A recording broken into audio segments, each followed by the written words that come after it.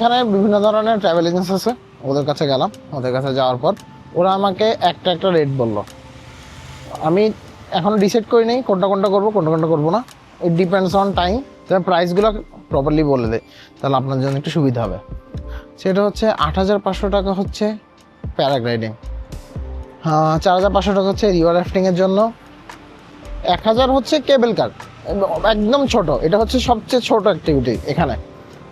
তারপর হচ্ছে আপনার বানজি জাম্পিং যদি সবচেয়ে বড়টা করেন, ওটা হচ্ছে 8,500 পার পার্সন। আমি এখন যা বলতেছি সব কিন্তু পার পার্সন হিসাব। আর এখানে যদি আপনি গাড়ি ভাড়া নিতে চান তাহলে হচ্ছে 8,000 রুপিস। 8,000 রুপিস দেওয়া লাগবে পার ডে উইথাউট ফুয়েল। যদি বাইক ভাড়া করতে চান তাহলে 3,000 rupees per day, royal Enfield 350cc।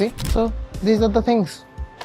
এখন আমি কনফিউজ, একদিনে এতগুলা করে নিতে পারবো না, কারণ আমার কাছে মনে হচ্ছে প্রাইস ইজ কোয়াইট একটু বেশি। আমি একটু দেখছিলাম একটু বেশি।